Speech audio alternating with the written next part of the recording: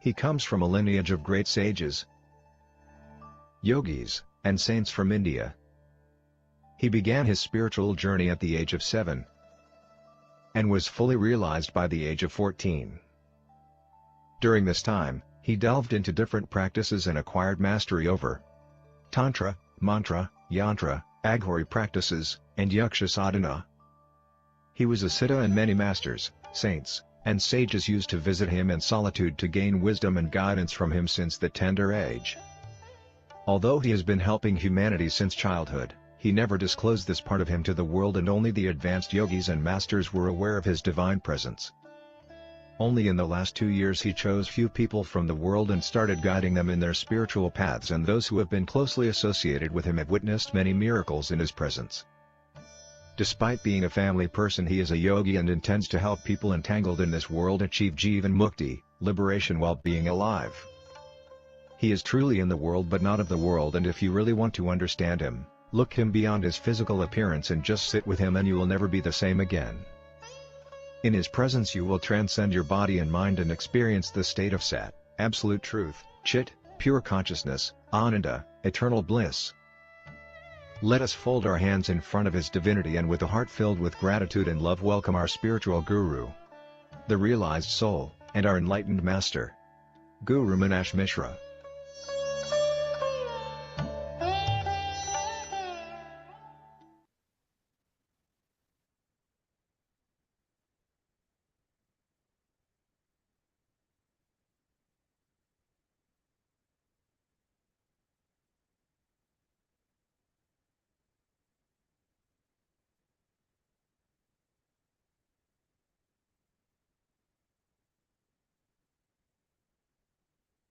Om Asato ma sadgamaya tamasho ma jyotirgamaya mrityorma mritam gamaya sarve santu niramaya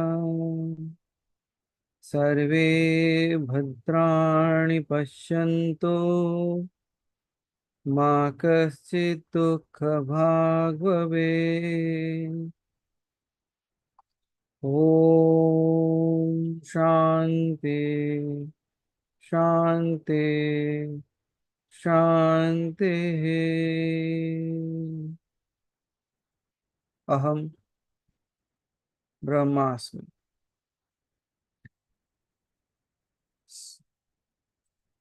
Good morning, everyone, and good evening to the people from the other part of the world.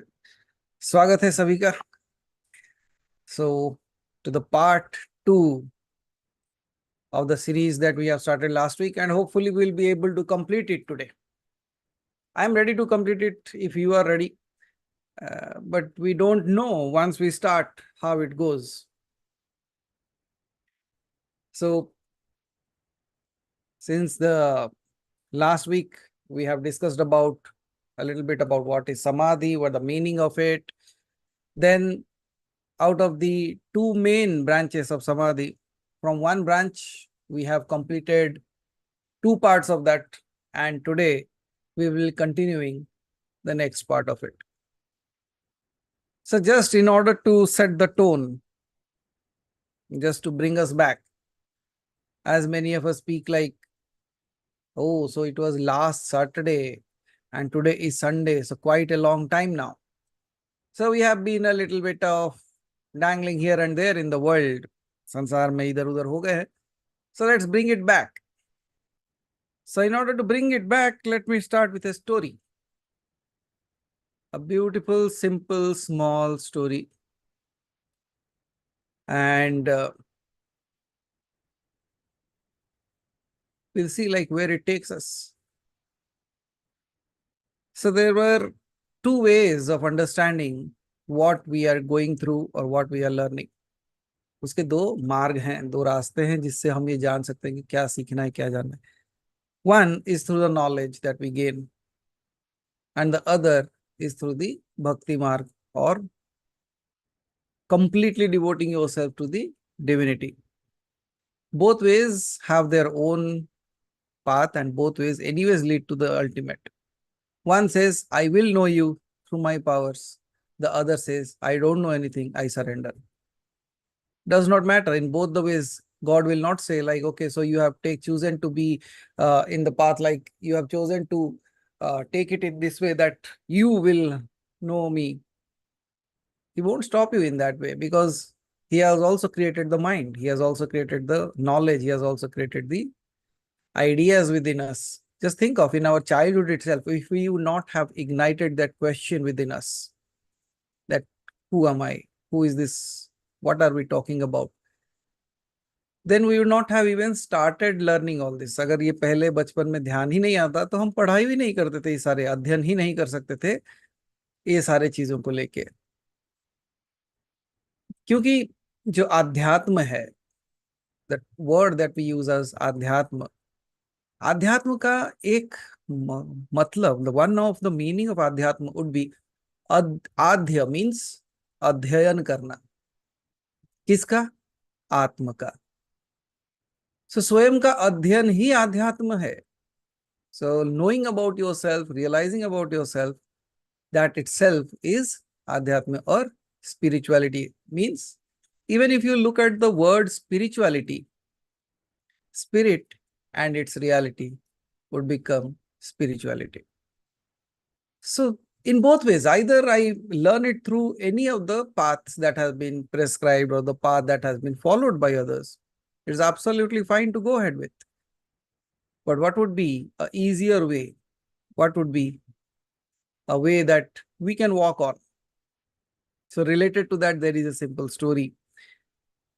And that story goes like this. I will try to tell in both in Hindi and English so that everybody gets that. The story goes like, there was a person who was very logical, ज्ञान मार्ग में चलने वाले.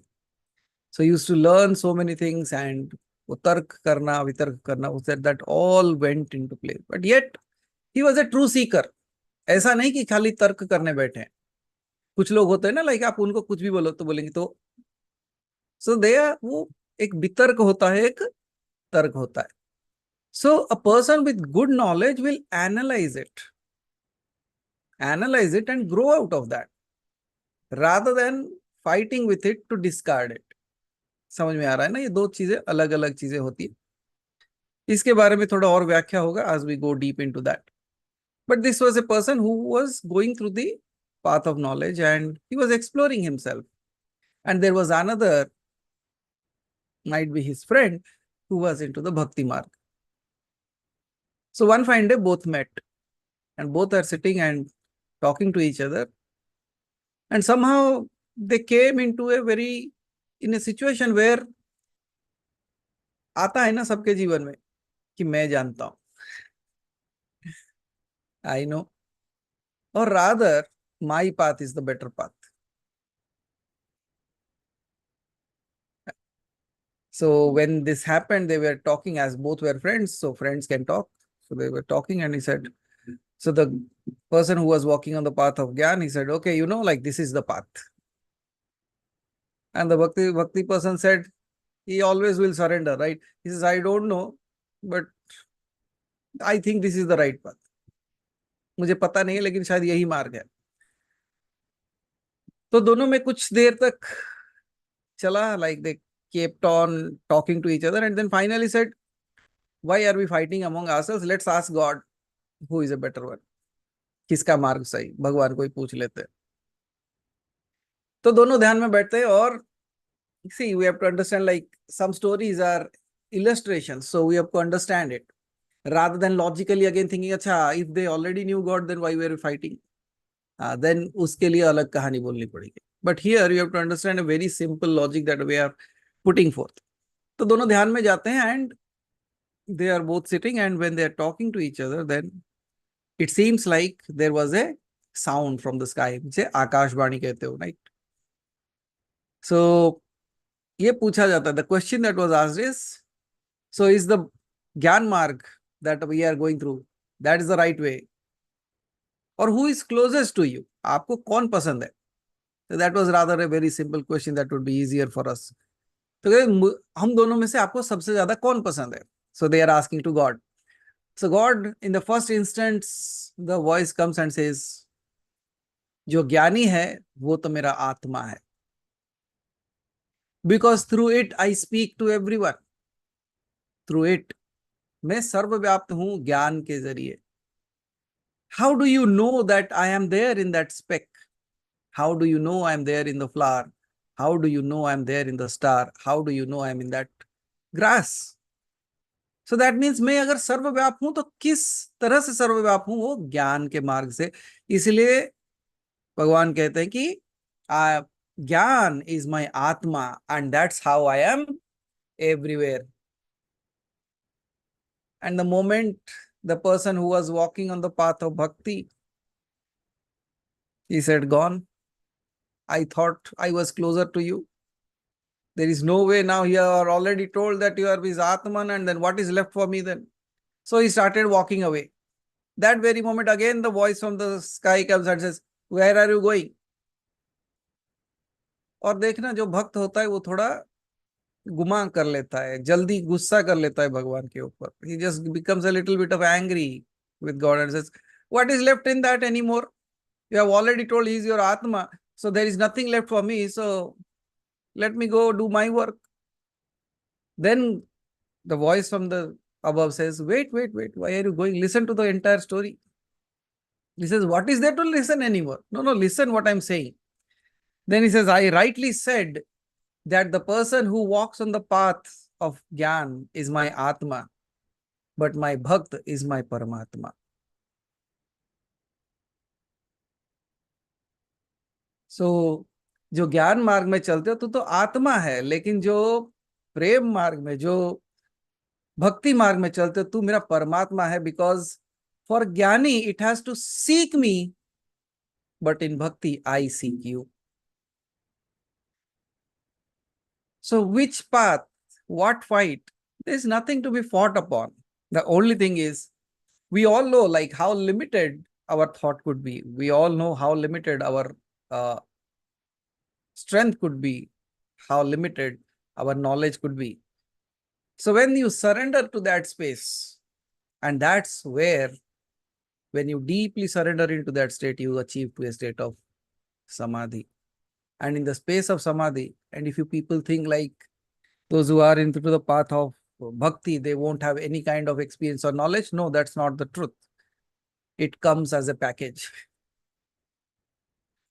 So here today, when we started the talk about Samadhi, today there are few more stories coming up. As we did last time, like of Yagyavalkya and Savitarka. So beautiful stories of understanding how Samadhi can be correlated with that. Then apart from that, today I'll be talking about a little bit about the esoteric meaning of all those things.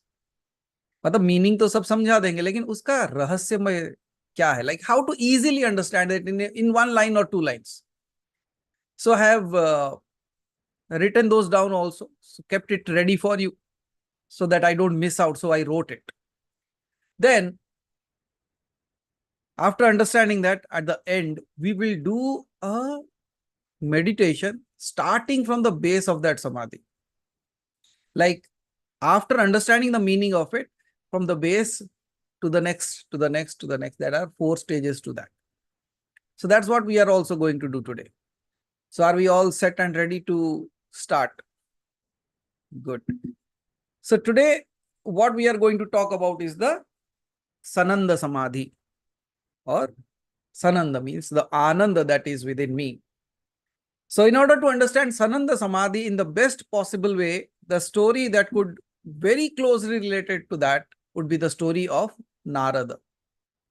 Now we all know about Narad Muni. But what do we know about Narad Muni? What's your version about Narad Muni? Although we are not going to talk a lot about it, but I would like to just touch upon a few points about Narad Muni that we don't even understand. हम कहते हैं कि नारद कहीं एक जगह टिक नहीं सकता. नारद झगड़े लगा देता है. Haven't we seen everywhere he goes? What does he do? क्या करता है वो जाके? wherever he goes, वहां कलह शुरू हो जाती है. सब शांत रहेगा नारद के आने तक. That's what we have seen, right?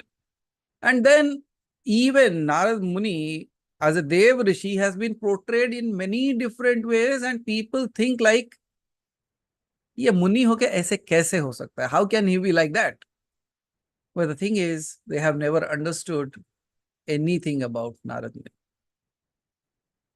Yes, for Lok Kalyan ke liye he does that, but yet I will try to make you understand in a very simple 2 words, through which after this you will never have a doubt about Narad Muni. And might be someday, that's what, like, a lot of pending things are there. So might be we would like to talk about Narad Muni so that it brings a lot of clarity, like what kind of bhakti he has.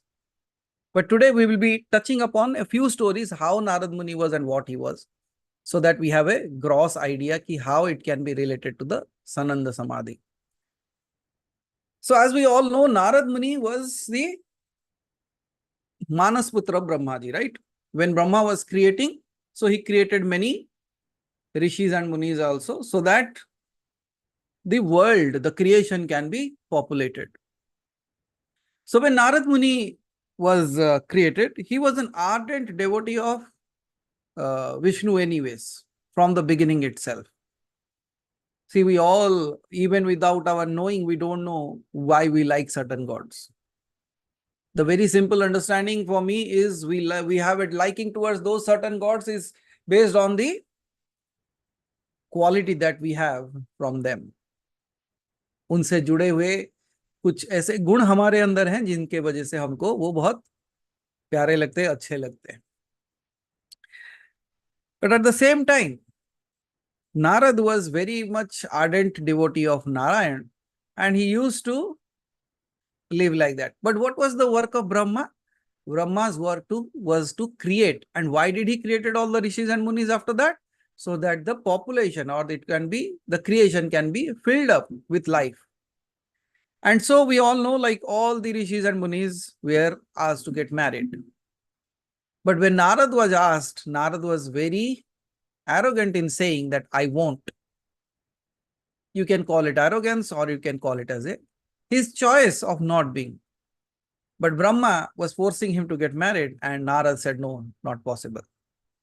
And one fine day it is said that Brahma got angry and cursed Narad, that you are not listening to my words, you will fall down to another category of demigods. And then Narad took birth in the Gandharva Yoni.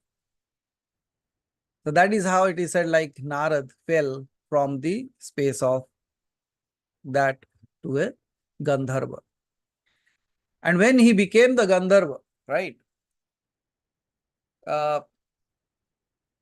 his name was, let me see, I have written, Upavarhana. His name was Upavarhana. And when he was the celestial being, and he was, because Gandharva hai, to nritya, kala, vadya, ye sab unko aane lagte hai. So musical, anything that is related to music, it's all related to the Gandharvas. So when he took birth as a Gandharva, he started playing music in such a beautiful way that whoever listens to that gets mesmerized. And it is said that he was given the curse by Brahma to become a Gandharva for 1 kalpa. That is 1 day of Brahma. Then, as Narada was in that space of Gandharva, once he was playing a musical note, and the demigods were all available. And they were dancing going on, and the music was being sung, and he was playing an instrument. Narada was playing the instrument as the name as Upavarna. His name was Upavarna at that time. So when he was playing the instrument, he made something wrong and he skipped a few of the beats. Because of that, the entire music that was going on, it came to a halt and it stopped. And then the demigods that were sitting out there, they cursed him that you have broke this rhythm, and because of that, you have to go to a low yoni and you have to take birth as a human. पृथ्वी पे जन्म लेना पड़ेगा तुमको. And that's how Narad even came to the earth.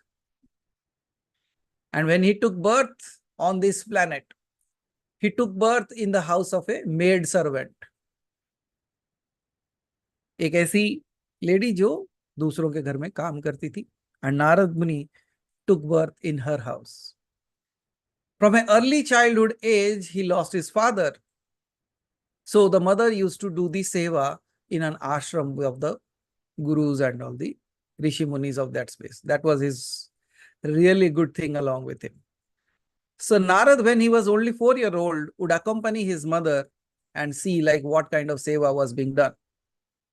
And by looking at all these things, how the seva was being done, he also started doing the little things that he can do at his age of 4. 4 साल की उम्र में आप कितना कुछ कर सकते हो, लेकिन जितना हो सके उससे वो सेवा करने लगता. कभी बैठ जाता, like he just used to sit by the side of the rishi munis and just press their legs with their little hands. Sometimes you just bring water to them. Sometimes you just bring a little things around them. Sometimes he would just sit in front of them and watch them like do the fanning when they are eating. जिस तरीके से भी उससे सेवा हो सके वो करने लगे. And when he was doing all this seva, the rishis, those who were there, they were very fond of him. And they were very happy to see a small little kid doing with so much of bhakti and bhav within himself. He's doing so much of seva to them. And in order, by seeing this, what they used to do is, they used to give him prasada. Means the food that they used to offer to Lord Vishnu, they used to give it as a prasada to the small little kid. And at times they would give some food from their plate itself to the kid, and he used relish it. And now think of the prasada and the food that was taken by these rishi and munis. When he started eating that, he also started gaining more and more wisdom about that. And he had more inquisitiveness to learn further about it. And then we all know there is something called as the Chaturmas. Chaturmas during when it is a rainy season and nobody goes out anywhere.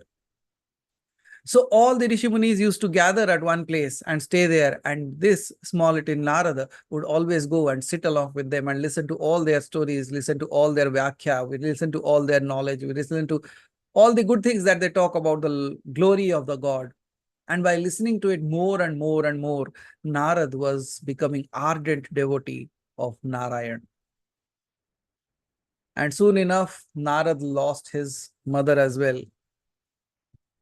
And once he lost his mother and he was already paripakwa ho chuka tha uski buddhi, means, like you come to remember what you were in earlier lives by listening to it again and again. And then he went into the deep forests. And when we went into the forest, he stayed there and he started doing the sadhana. मौन में साधना करना, अपने अंदर गहराई में उतरना. Like he started doing the sadhana on Lord Vishnu or the Brahma Tattva that you can call as the entirety as a Brahman. And now, when he embarked on a journey he went into the forest seeking the deeper understanding of the Supreme, the ultimate. And he also was seeking for the absolute truth. And one fine day, he goes to in a space which is a forest which is absolutely peaceful, and he goes to a river nearby. He drinks the water and comes back and settles himself under a tree to meditate. He focused intently on the Paramatman. मतलब वो सिर्फ और सिर्फ परमात्मा के बारे में सोच रहे थे. And the form of Vishnu within his heart. जिस तरीके से विष्णु जी की वर्णना की गई थी उसको, उसने उनके ध्यान करने लग गया. He started, while he was meditating, he was always look at in his thought process how Vishnu would look. And he started doing his sadhana in that space. During his meditation, Narada experienced a profound vision. Now, many times when we have a vision, when we are doing the sadhana, when we are doing a meditation, certainly some people say that I have a glimpse of this particular thing. This particular deity appeared, or I just saw the feet of the deity, I saw the hand of the deity, or I just saw something that was related to the deity. Just like if you see a flute, whom is it connected to? Obviously, Krishna. If you see a trident, obviously it's related to Shiva. And that's how we come to realize that, okay, this might be that deity on which we have been meditating upon, and they appeared. So similarly, for Narada, Vishnu appeared once, and in his vision, he saw that Vishnu was smiling benevolently, and he appeared before him. Vishnu revealed that although Narada was blessed with this vision, now there was another question that was asked during the Q&A session, that once you get the glimpse of the divine, is it possible to get it again and again and again? Absolutely, it is possible. Yet in the case of Narada, it was different. Why? Because Vishnu said that I have only come here and I have revealed myself in front of you just to inspire you that within you there is a deep-seated desire that you want to unite back with me. आपके अंदर एक तीव्र इच्छा ऐसी है जो मुझसे फिर से जुड़ने को कोशिश कर रही है, and you are not able to get the right kind of image, so I appeared. Now, many a times when you have that experience, when you see something in your vision, what does that indicate? The indication is very clear. It is again like a inspiration that comes from the divine itself, that you have been seeking to connect back with me, and here I am. So that once you have the glimpse, you won't be deviated again. What will happen is, with that vision within your heart, you will continue to do your sadhana. Now, for many people, they would say, what about I didn't have a glimpse? What if I have not seen it? Need not worry. If it not had happened, it will. When? That question delays it. You are ready right now. And once you are ready right now, why not now? And that is the moment when the magic happens. Okay, so when Vishnu said that I am just here to inspire you, and after that, he just vanished. After imparting the wisdom, Vishnu vanished from Narada's side, leaving the boy both accelerated and yearning for more. ये होता है ना कि एक बार उनको देखा है तो और एक बार देखने की इच्छा है. So that desire of seeing him again pushed him to deepen his sadhana. And what did he found? He found that he did not see Vishnu outside. He saw the glimpse within. So he started going dive deeper and deeper within himself. Or more and more he went. He actually, for the remainder of his life, Narada dedicated himself completely, that once if I have gotten the vision of it, I won't stop until I find him, until I reach out to him. And with his unwavering devotion, he meditated and worshipped Lord Vishnu. And upon the death of that mortal body that he was having at that time, upon his death, Vishnu blessed him with a spiritual form, bestowing upon him the identity he is known by today. आज जिस रूप में वो जाने जाते हैं, वो स्वरूप को विष्णु जी ने स्वयं नारद को प्रदान किया है.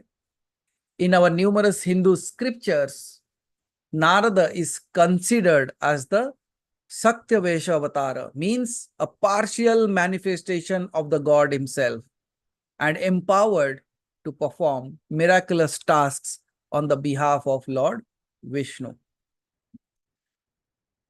But when we are talking about Narada, there are certain few things that we were talking about, that some people say वो जहां जाते हैं झगड़ा लगा देते हैं. So we have to understand a difference between a fight and a dvanda. What is a fight and what is a dvanda? What is a fight? A fight is something that you do externally. A dvanda is something that happens internally. Now, many a times, somebody said something to us and we fought. We fought outside. But at times, you are doing a sadhana or you are doing something and there is a dvanda within you. Let's say there is a person who is doing something wrong. उसके अंदर देखना द्वंद्व पैदा होता है. What happens? वो कहते हैं, why are you doing this wrong thing? It is not, nobody has seen that, nobody is telling that, but within itself, it says, why are you doing it? So, are you able to differentiate between what is dvanda and what is fighting? One is external, the other is internal. One is destructive, the other is constructive. Let's say I've not been doing my sadhana for quite some time. I am not able to do that because of my health issues or whatever it is. You will certainly see there is a dvand within you. Oh, I'm not able to do it. Why I'm not able to do it? How can I get it back? What is that? That's what is called as the dvand. Dvand, and Narad is known to create that. Narad आपके अंदर, नारद बाहर झगड़े नहीं लगाते, नारद आपके अंदर द्वंद्व पैदा कर देता है. और आपका जो द्वंद्व है, like that, once that begins within you, what you say, you start saying, oh, now I have to stop running towards the world, let me sit down and start my sadhana back. Now in that case, who appeared? वो द्वंद्व किसने पैदा किया? That thought itself is Narada. और ये कहते हैं ना, नारद मुनि जो थे वो मन के मार्ग से चलते हैं. He is the fastest travelling says ever known. क्यों? क्योंकि वो मन के मार्ग से चलते हैं. और जो मन के मार्ग से चलता है उसको त्रिलोक के बारे में पता होता है, because he is not at one place, he is always travelling. Now आपके अंदर जब वो द्वंद्व पैदा होता है, who creates that? वो भी आपके मन के जरिए पैदा होता है. And if it is coming out of your ideas, with your thought, what do you think? Who came in that moment and asked you, hello, you are going, hello, you are deviating, come back, go back to your sadhana? वो जो द्वंद्व create होता है, when we were thinking, oh my, why I'm feeling like that, oh, internal fight is going on within me, why I'm not able to do my sadhana? Remember, in that moment, might Narada appeared within you, just to make you realize that you are deviating. Come back to your sadhana. Can you see how beautifully Narad can be? It's not making fighting. It always helps you to grow back within yourself. Narad, one sentence about Narad can be told is, Narad is just like a center point, a point which is connected to every one of us. His work is to bring us back to the same point. When we are deviating, he will bring us back into the same point. And that's how he will always bring you back to your core. It will not allow you to go outside. It will always bring you back to your core, to your internal being. And that's where Narada is known for. And we think that Narada creates fights. But don't we realize that if we didn't had that dvandva within us, that internal conflict that we can call, without that, we won't even come here. Even without that, we might deviate and get lost into this world. And that's the work of Narada. So every time from now on, wherever you find that you are deviating and something, idea that is coming within you and awaking you, आपको झंझोड़ के रख देता है, आपको जगा के रख देता है, समझ लेना कि वो कोई और नहीं, वो नारद ही है. And you see, नारद क्या कहते हैं? उसके स्टार्टिंग में Narayan Narayan, and whatever he speaks at the end, Narayan, Narayan. What does that mean? He says, before my words is Narayan, in my words is Narayan, and when my words are no more there, still Narayan exists. That's what he says, bringing back into the center of it. आप जहां पे भी deviate होते हो, वो आपको वापस लेके आ जाता है. His way is beautiful. वो कहते हैं ना कि he was there in all the ages. And he was even there when the Samudra Manthan was happening. And you all know, like, Samudra Manthan का meaning वही होता है कि नारद वो हैं जो आपके अंदर मंथन शुरू कर देते हैं. He starts that churning within you. But what happens? The poison comes out first. But when the poison comes out and the poison is let out, what is remained is the elixir of life. And that's the work of Narad. वो आपके अंदर वो, he creates that kind of frequency within you that allows you to reach out to a higher space. So a sage who is so beautiful, a sage who is so very active even today, because जब भी आपके अंदर द्वंद्व आएगा और आप सोचोगे कि नारद आ गया है, then what you know, the beauty of bhakti. Let me add this to it. What does Narada do? He always says, Narayan, Narayan, Narayan, Narayan, Narayan. Right? But when you think of Narayan, you will have few names popping up in your head also. Unknowingly.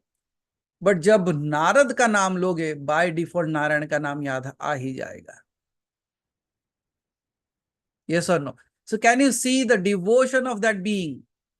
He is so devoted, by taking his name, you are thinking of his Lord. Narad अपने आप को इस तरीके का भक्त बना दिए हैं कि जिनका नाम स्मरण मात्र से ही उनके भगवान भी स्मरण में आ जाते हैं। That's the kind of devotion that we are talking about. Means the devotee himself has devoted itself to the divine in such a way that by just taking his name, you also remember the deity as well. ये होता है भक्ति, कि मानो आपका नाम लूं और मुझे वो याद आ जाए। जैसे हनुमान का नाम लो और राम का नाम ना आए, ऐसा हो नहीं सकता।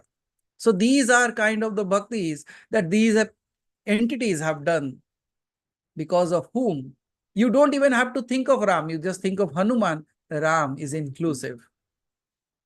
You think of Narad, Narayan is inclusive. Which God is inclusive with you? Your भक्ति, वो भक्ति की परिकाष्ठा होती है कि नाम आपका लिया जाए और काम उसका हो जाए। I think like that's the way it is. और आप बदले में क्या करते हो? आप उसका नाम लेते हो, वो नाम जाप की महिमा हो गई फिर। So now again coming back to the story, as we all realize that, like in this story of Narad Muni, we will cut it short as I said, but I will take an entire session on that. So through this, as we realize that Narad fell from a great category to the next and to the human life, and yet from the human life he again gained back to the divinity. So that itself indicates that even if you are born in a house of a maid, even if you are born in a very, very small little family, or in a higher rich family that you call yourself to be, there is always a possibility to become that divinity again. Can you see, when he was a Gandharva, he did not become Narad Muni. But when he was a human, he was capable of becoming that. So you are all blessed in one way. You have taken the birth of a human, and there is a possibility that you can dive back into the divinity. In any other forms, it is very difficult. You cannot transform. This is the space where the transformation happens. Right? So once, and we learned from the story of Narada that when Vishnu was pleased with Narada's devotion, he granted him eternal joy and a place as his eternal companion as well, symbolizing the blissful state of Sananda Samadhi, means always being with them. Narad की कहानी से क्या सीखे हम? कि अगर नारद जैसी भक्ति आ गई तो एक ऐसी समाधि स्थिति में जाएंगे where you are always connected to the divine, and that's why it is called as the Sananda Samadhi. In Sananda Samadhi, the yogi's thoughts, मतलब जो Sananda Samadhi को प्राप्त करते, the one who reaches out to the Sananda Samadhi, the yogi's thoughts are perfectly balanced and the prana flows harmoniously through the Sushumna Nadi. There is a balance in the breath. This stage, described as blissful, it is characterized by a thoughtless state and a profound sense of joy. इस स्थिति में किस तरीके के अनुभव होंगे? निर्विचार स्थिति और वो गहरी शांति और आनंद का अनुभव. So this is where the sthiti is achieved. So that is the story of Narada, and through that story we understood how Sananda Samadhi means. Then the next phase of Samadhi that would come would be the Asmita Samadhi. Now Asmita Samadhi ko samajhne ke liye there is another story that comes from our Vedas, from the Puranas, and in that there is a story of Yagyavalkya and Maitreyi.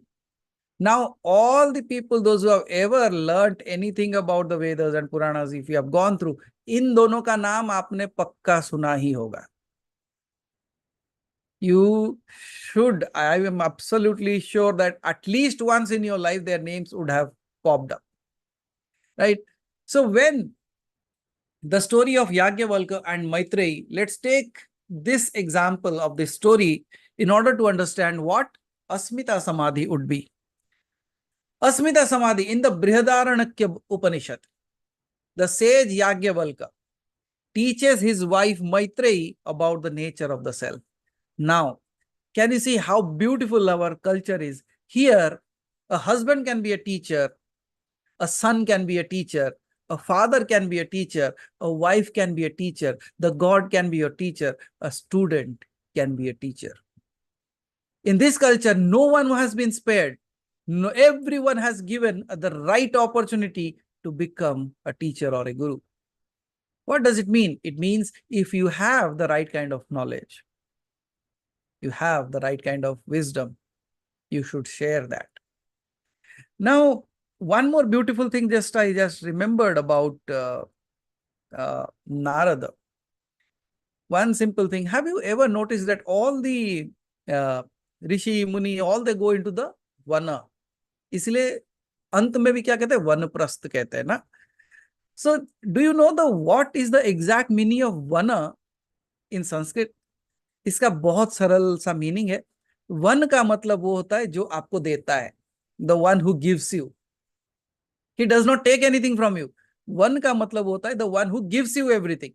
Now, if you understand like why is it the meaning like that? The meaning is very simple. Earlier, when they used to go into the Vana, they would get the fruit, flower, water, like everything is taken care there. That's why Vana is something that is called as the giver of everything. And one beautiful thing that you should pass on to your kids, you should pass on to the next generation, that Narad Muni, we all know that he cannot stay at one place. He has to travel. And in one way or other, I believe the bestest way of learning anything is to travel. The more and more you travel, the better and better you become. The more and more knowledgeable you become, the more and more you know, the more and more you explore, the more you explode within yourself. So कभी भी अपने बच्चों को कुछ सिखाओ ना सिखाओ, एक चीज पक्का सिखाना, that they should travel. And that was the reason that, have you heard that the rishis and munis always keep on traveling? Why they were traveling? Gautam Buddha, he always used to travel. Why they were traveling so much? The reason is very simple. To realize, to know, and to partake, means to share what they know. इसीलिए आपने देखा होगा, what do you think, why we had the culture of pilgrimage? Why we had that culture of, yes, walking to that places? Why there was that culture? The culture is very simple. इतने सारे जगह पे, इतने दूर दूर जगह पे जब spiritual places बनाए गए, उसका कारण भी यही था. That at least by just having the wisdom or desire to go and seek the divinity out there, you start walking to that place. What is that? That also is inculcated in our culture without telling you that traveling is so important for gaining your knowledge. जैसे जैसे आप अलग अलग जगह पे स्थान पे जाते हो, you start gaining more and more wisdom of that place. And that's where was one more reason why we have so much of spiritual places across India. So now coming back to the story of Yagyavalkya and Maitreyi. In the Brihadaranyaka Upanishad, as I said, Yagyavalkya teaches his wife Maitreyi about the nature of the self. Yagyavalkya was the son of sage Devarata. And Yagyavalkya was married to two wives. One was Maitreyi and the other was Katyayani. Now, Katyayani managed the household while Maitreyi was known as the Brahmavadini. Now, Katyayani was taking care of the household things and Maitreyi was the Brahmavadini. Brahmavadini का मतलब ये होता है कि the one who always seeks about the divinity, through whom always the what do you say, the music of the divine goes on within them. उसे ब्रह्मवादिनी कहते हैं. Brahmavadini means instrument or the musical instrument through which the music is coming out. तो उसको ब्रह्मवादिनी माना जाता था, उनको कहा जाता था. Preferred, and she preferred engaging in the spiritual discussions and learning about the Brahman. As Yagyavalk was growing up, or rather he was reaching out to his old age and was about to, at the fag end of his life, he decided to renounce his household responsibilities and live as a recluse. मतलब अपने जो संसार का त्याग करके वो अकेले में वन में चले जाना चाहते थे. He offered to make provisions for his wife, and he said that before I leave it, I would make arrangements for both of you, Maitreyi and Katyayani, so that you don't have any problem even if I am not here. And when he called, Maitreyi asked, and when Yagyavalkya discussed that, okay, I'm going to give you all these things, and these things are going to take care of you till you are on this planet. Then Maitreyi asked, if all your possessions that you are going to give me will bring me immortality, क्या जो कुछ भी आप मुझे दे रहे हो वो सब क्या मुझे ऐसे स्थिति में लेके जा सकते हैं जो कि मुझे इमॉर्टल बना दे, मीन्स मृत्यु के परे ले जाए? क्या आपके पास ऐसा कोई भी धन है जो मुझे मृत्यु के परे लेके चले जाए? That takes me, transcends me beyond death. Now, how beautiful this question is. For a normal being, it's a very simple question. But a person who is traveling on the path of spirituality, it is one of the highest questions that you can ask. In case, if you look at all the people around, the people say, okay, I'm going to leave you, no problem, but what are you giving me? मेरे नाम पे कितना property, मेरे नाम पे कितना पैसा देते हो वो पहले बोलो. But in this case, Maitreyi was asking, you are saying that you are going to give me all these things, but will it take me beyond something that I call as death? Because I know death would take away all that you give me. So I am not interested in that. I'm not interested in that can be stolen by death. I want to have something that will come along with me beyond death. And that was the question. And listening to this, Yagyavalkya was so happy. He said, wow, so this is something that somebody has asked me. And he also has some inquisitive questions. There is a beautiful dialogue between them. And then in order to, when Maitreyi asked if all the possessions that he's going to give him is going to bring immortality to her, Yagyavalkya replied that they could not. Yajnavalkya सच कहते हैं और कहते हैं कि मैं चाहे तुम्हें कितना भी धन दे दूं, they are not going to suffice and they are not going to take you beyond death. And Maitreyi then questioned the value of the possessions without immortality. बोले कि इसका मतलब ही क्या जो मेरे साथ ना रह सके? Prompting Yagyavalkya to explain the nature of true love and the self. Maitreyi के ये प्रश्न ने याज्ञवल्क्य को ये बताने पे मजबूर कर दिया कि what is beyond this worldly affairs, what is beyond this worldly possessions. Then Yagyavalkya started narrating him the nature of true love and the self. He shared that love for another is ultimately for the sake of the self within both individuals.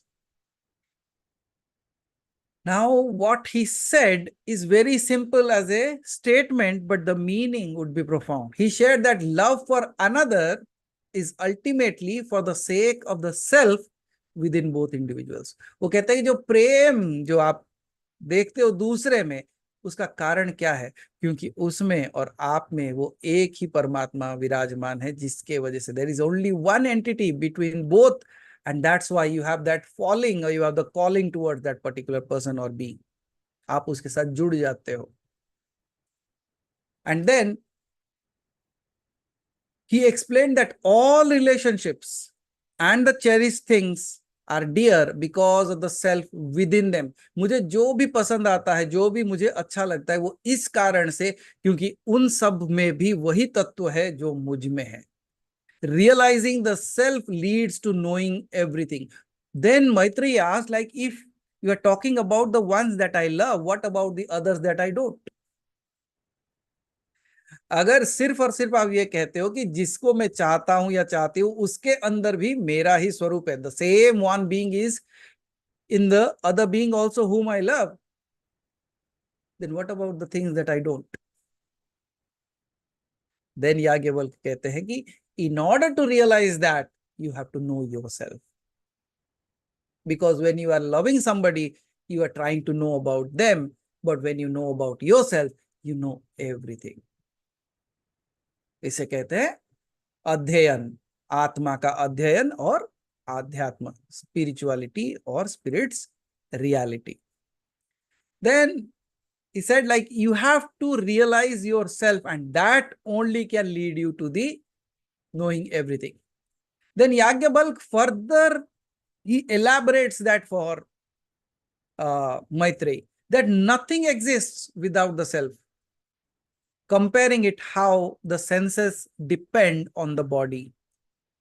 He says, dear Maitreyi, just as water cannot exist without the sea, touch cannot exist without the skin, smell without the nose, taste without the tongue, form without the eye, sound without the ear, thought without the mind, wisdom without the heart, work without the hands, walking without the feet, and the scriptures without the words, so too nothing can exist without the self. जैसे ये सारे के बिना इन सब का कोई मतलब नहीं है, वैसे ही उस परमात्मा के बिना हमारा अस्तित्व का भी कोई मतलब नहीं है. And the moment you start seeking yourself, in that seeking you would find the divine itself. He also told that the separate self in its pure consciousness is just like, as we discussed last time, no, the salt and the water kind of talk that we said, the salt was mixed and then you cannot see the salt in that. So Yagyavalkya told to Maitreyi that it is everywhere, but the only thing is you are not able to see it because it has mixed itself so much in all of us.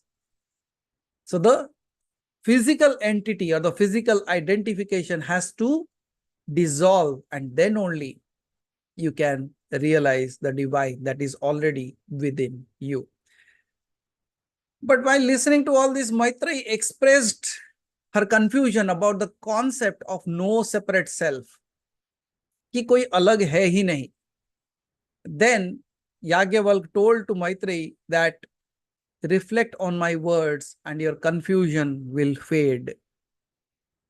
As long as there is a sense of separateness, listen to this very carefully now. As long as there is a sense of separateness, one sees, hears, smells, speaks, thinks, and knows. But when the self is realized as the individual unity of all life, who is there to see or be seen? A very simple sentence, yet very profound one again. क्या कहते हैं कि तभी तक दिखाई दे सकता है, सुनाई दे सकता है. You can take the smell, you can speak, and all those things when there is a separate entity. But the moment you are one, who is there to even see? Who is even there to realize? What is he indicating? He is indicating to the state of Samadhi. कहते हैं कि एक ऐसी स्थिति जहां पे सम हो जाना, समाधि, सारे चीजों का सम हो जाना, and you dissolve into that, उसे कहते हैं समाधि. So in this space he says, through deep contemplation, Maitreyi, after listening to the words of Yagyavalkya, started doing her sadhana and started diving deep within herself. And slowly, slowly in her sadhana, Maitreyi started realizing the non-dualistic truth that the self, Atman, and the universal consciousness, Brahman, are not two, but one. मतलब आत्मा और परमात्मा दोनों भिन्न नहीं है, वो दोनों एक ही है. This realization where the individual ego dissolves represents Asmita Samadhi. जहां पे द इंडिविजुअलिटी अंत हो जाता है उसे अस्मिता समाधि कहते हैं. अस्मिता समाधि गोज बियॉन्ड ब्लिस. वो सिर्फ और आनंद की स्थिति नहीं, उसके परे की स्थिति को चला जाता है. अस्मिता समाधि goes beyond bliss where the yogi's sense of ego or identity dissolves, merging with the universal consciousness. The yogi experiences unity with the all-pervading consciousness and upon deeper meditation attains moksha. क्यों? क्योंकि स्वयं का अस्तित्व ही नहीं रहा और there is nothing as a me or I left. So it completely submerges into the divine and attains to the space that you call as the moksha, kaivalya or liberation. So that is all about Asmita Samadhi. Now that completes the 4 parts of the first part of Samadhi जो हम शुरू किए थे. And after that are the 4. And now we will jump into the second part. Matlab, the first one was something that is related to the worldly things and how it is revolving around the people all around us. Now we will go into a space which is known as the just a second. I think like I missed one thing because I want to keep all the points there. Yeah. So Asmita Samadhi ke baad, let's talk a little bit about how to achieve that Samadhi space. And is it really available to us? Is it really we can really achieve that? Is it possible or not? Let's understand a little bit and then we will jump to the next one then. अस्मिता समाधि के बाद आता है असंप्रज्ञता समाधि. This is the highest level. The highest level of Samadhi is known as the Asapragnata Samadhi. The higher level of Samadhi is marked by abstract meditation without an object or thought. ये ऐसी साधना है, एक ऐसी स्थिति है जहां पे ना किसी वस्तु की जरूरत होती है, ना किसी सोच की जरूरत होती है, फिर भी आप ध्यान में लीन हो जाते हो. You are completely submerged into the meditative state. The yogi becomes completely pure and desireless. ये ऐसी स्थिति है जहां पे वो बिल्कुल प्योर हो जाता है and they don't have any desires left within them. Detaching from all materialistic attachments. In this state, the yogi is immersed in a realm beyond the physical, progressing towards the self-realization. वो किस स्थिति को जा रहा है? स्वयं को संपूर्णता से जानने की स्थिति के तरफ बढ़े चले जा रहा है. And that is the state of asampragnata samadhi. External influences do not disturb the yogi anymore. बाहरी कोई भी चीज उसको और disturb नहीं कर पाती. Who remains focused on the supreme identity only. In asampragnata samadhi, the yogi transcends all distractions. सारे जितने तरीके के diversions है या distractions है, वो सारे चीजों के परे चले जाता है. Achieving a state where only the supreme identity remains meaningful, leading to ultimate liberation. यह है असंप्रज्ञता समाधि. बट ये तो सब ज्ञान की बातें हो गई, ये सब सुनने में अच्छा लगता है. But is it possible to achieve it? Is it even possible for me to at least have a glimpse of that? Even if it is possible for me to even reach out to this, क्या इसमें can I reach it is the question when everybody comes into the space. And then when you are thinking about this, कहानियां बहुत अच्छे हैं, वो बहुत दिव्य लोग हुए होंगे, लेकिन क्या मैं पहुंच पाऊंगा? Now when this question is happening within you, is it a fight or is it an internal conflict? If it is an internal conflict, then who appeared in you? And when you are talking about Narad, who also appeared along with him? And now in this thought itself, your dvandva will convert into sadhana. Abhi tak, aapke andar, when these questions popped up, you always were worried, right? अरे क्या हो गया मेरे अंदर, like why I'm not able to do that. But now the moment the dvandva, now we have attached one beautiful thing to that. What is that beauty? The beautiful thing is very simple thing, but it's nothing else. But whenever there is a dvandva going on, you will always think of Narad. And in your thinking of Narad, you will think of Narayan. And when you're thinking of Narayan, who stops your liberation? कौन रोक सकता है आपको? Can you see this typical things that becomes a problem in our life can become the solution for us? क्या हुआ? आपने देखा, आपने ज्ञान को यूज किया, उसको भक्ति में परिणित कर दिया. You took the knowledge, you converted that into bhakti, and that's how your liberation is possible. And that's how samadhi is also possible. Because now when you're thinking that, okay, now that dvandva itself that is arising within me is because now, why would Narad come and do all this? Because he wants you to walk on the path of spirituality. He wants to take you home. He wants to connect you back to the source. जैसे उन्होंने ध्रुव को बताया था, शायद उसी तरीके से आप अपने आप को उस स्थिति में सोचना कि शायद मैं आज ध्रुव हूं और नारद मेरे अंदर आके वो बात कर रहे हैं कि मुझे भी ये साधना करनी चाहिए और मुझे भी उस परमात्मा के साथ जुड़ जाना चाहिए. It's so beautiful, right? So आपके अंदर कभी अभी द्वंद्व चलेगा. It is just a reminder. It's not a fight. And that's how you see Sunil ji आते हैं और एक प्रोग्राम के बारे में बोल के चले जाते हैं. Now it creates so much of questions, so much of talks. But now see what is happening.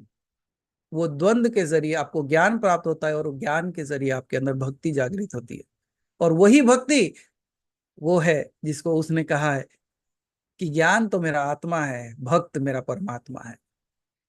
And because of the Bhakt itself, he has come so many times. He has appeared millions and millions of times. देखना, जो ज्ञान है उसके सामने भी प्रकट हुआ है, लेकिन एक बार प्रकट होके कुछ दे के चला गया है. He gave something and vanished. लेकिन जो भक्त है, he came in front of him and उसी का हो गया है. He has become his. Are you seeing the difference between those two? एक में आके he gave something and went off. Ravan ज्ञानी है. महाज्ञानी कहते हो ना रावण को. रावण ज्ञानी है. जितने असुर हैं वो they are not small little beings. उनके तरह साधना तो आप कर ही नहीं सकते. Can you do the intense sadhana that the any of the rakshasas have done? एक पैर पे खड़े होके युगों तक खड़े हैं. उनसे बड़ी साधना कोई कर नहीं सकता. लेकिन वो ज्ञानी साधना है. उनको कुछ प्राप्त करना है, इसीलिए वो कर रहे हैं. So they are standing there. वो ज्ञान के मार्ग से चलना चाहते हैं कि मुझे ये मंत्र पता है, मैं ये मंत्र करके सिद्ध कर लूंगा और ये प्राप्त कर लूंगा. What is that? वो ज्ञान है. तो उसमें क्या होता है, वो आते हैं, अच्छा बताओ वश्च, क्या इच्छा है तुम्हारी? What is you? What is that you want for? What is your seeking? वो कहता है ओके मुझे ये दे दो. वो देखा चलो तथास्तु लेके जाओ. But he never gave himself to them. लेकिन जो भी भक्त है उसके सामने आया तो उसने दिया कुछ नहीं, अपने आप को दे दिया. He has not given any boon or blessing. He just gave himself. So what is the path that you should be seeking? And when there is a fight within you, what you should do in that space? बड़ा simple है. बोला कि अच्छा नारद मुनि आ गए हैं, कहते हैं कि बोलो Narayan Narayan Narayan Narayan. And it is so amazing that if somebody says Narayan Narayan, automatically it revolves within you. You cannot stop it. इसका मतलब क्या है? It is already there within you, and the moment you are just hearing it, it start revolving within you as well. आज देखना दिन भर नारायण नारायण चलते रहेंगे. That is the beauty of all these things. Now, let me ask you this question. I said in our previous session that samadhi can even happen from a fraction of a second, right? एक क्षण भर के लिए भी वो समाधिस्थ हो सकते हो. तो सोचो जब आपके अंदर द्वंद्व चलने के बाद जब आप नारायण नारायण कहते हो, and for a moment after saying Narayan Narayan you just close your eyes and sit. What are you feeling within yourself? आप देखना उस समय आपके अंदर कोई विचार नहीं होंगे, आप कुछ चाह से ये नहीं कर रहे, आपके अंदर एक अद्भुत शांति का अनुभव होता है. You feel that happiness that is not coming from outside, it's all within. So can that be a state of samadhi as well, where you are not having any desire, where you are not asking any questions, you are not seeking anything, but you are just happy, drenched in your own happiness. स्वयं के आनंद में, वो जो अभी हमने बात किया कि स्वयं के आनंद में जब आप नाचने लगते हो, सनंद समाधि मीन्स उसके सानिध्य में आ जाना, स्वयं के सानिध्य में आ जाना. And when you are experiencing that happiness, what kind of samadhi are you experiencing is very simply not else but that one thing. Now द्वंद्व यह आएगा, एक क्षण भर के लिए हो रहा है, ये क्षण भर के लिए. Why is it only I am happy बस फॉर दिस वेरी मोमेंट. जैसे आप ये कहते हो ना कि when we are in the session in Sundays and Wednesdays, तो तब तक तो ठीक है, but after that why that. Now you see that dvandva that is created, it is actually pushing you towards your sadhana. This happiness that you get by listening to these words, what does that indicate? They are very simple indication that this happiness is all within you. If you seek it, you will find it. Why only 2 days? जैसे रेवती जी कहते हैं ना, I live from Sunday to Wednesday and Wednesday to Sunday. So why like that? Why not be in that moment, every single moment dancing along within you? That's the space we want that all of us reach. And now Sunil ji has become a device through which all these things are appearing. A big thank you to Sunil ji on behalf of everyone. And that is how the simplest of the secrets are being revealed. So अब से आपके अंदर द्वंद्व चलेगा या नारद चलेंगे, बताओ? नारायण नारायण, नारद चले मतलब नारायण चले. And that's how in that very moment, might be in the throughout the day, for a fraction of a moment, even there is a dvandva, and you think of that in that moment and you say, Narad aa gaye or Narayan aa gaye. And that very moment you see that 2 minutes, that 1 minute, even a fraction of a second of your life becomes that divine. What else do you think of? इससे बड़ी बात क्या हो सकती है कि बिना कोई साधना किए मन के द्वंद्व को साधन बना लेना और उसी से अपने सर्वस्व को प्राप्त करना. This is spirituality. Welcome to this. सिर्फ और सिर्फ आंख बंद करके ध्यान करके जंगल जाने की जरूरत नहीं है. अपने आप को अभयारण्य बना लो. मीन्स एक ऐसा अरण्य, मीन्स एक ऐसा forest, a forest where there is no fear. अभयारण्य, a forest within me that is fearless, and in this I allow all my fights to become divine, all my sorrows to become divine, all my fear to become divine, all my questions to become divine. How beautiful that space would be, जहां कोई भय नहीं है और फिर भी एक जंगल है, क्योंकि जंगल में हर तरीके के प्राणी रह सकता है. मेरी शांति, मेरा क्रोध, सब इसी में है, but it is a space of absolute bliss, because now I know how to transcend and how to transform all my negativities into the divinities. सीख गए? समझ में आया कुछ या कुछ भी समझ में नहीं आया? अगर कुछ समझ में नहीं आया तब भी द्वंद्व होना चाहिए, और जब द्वंद्व होगा फिर Narayan Narayan. Again, you see, you take the name of the divinity, and again Narad comes to help you. Does not matter whether you understood or not. Does not matter whether if you have got it or not. It does not matter, because Narad will again appear, because it knows you have chosen the path walking towards the lap of the divine. जैसे छोटा सा ध्रुव चल पड़ा था जंगल के अंदर, ये सोचकर कि मुझे नारायण के गोद में बैठना है. उसी भांति, when you have thought that you want to merge yourself into the divinity, Narayan, Narayan. So that is how you can achieve the state of samadhi in a very simplified way. And when what Vyasa, he gave 2 sutras about that in order to achieving the Samadhi. He said that Samadhi can be present in all the 5 states of mind. In Chitta, in our Chitta, Samadhi can exist, suggesting that even in our daily routines, we can experience brief moments of Samadhi without being fully aware of it. वो कहते हैं कि बिना समाधि को जाने भी आप समाधिस्थ हो सकते हो. It's just like this. How many of you know what H2O means? Revati ji knows what H2O is. Bottled water, packaged water. No, उसमें आजकल का वाटर का डेफिनेशन भी बदल गया है. उसके साथ प्लास्टिक का भी केमिकल फॉर्मुलेशन आना पड़ेगा. But when we are talking about H2O, that two atoms of hydrogen and 1 of oxygen. Now, whether you know it or not, if you drink the water, will it quench your thirst or not? आपको formula पता हो ना पता हो, आप अगर पानी पियोगे तो आपकी प्यास बुझेगी. Simple. It will quench your thirst. Similarly, whether you know the definition of God or not, if you are connecting yourself to that, would you experience it or not? It's good to know H2O and then drink water. It won't quench your thirst more. The only thing is I know and I'm drinking. That's the only difference. But at times, I know becomes ego.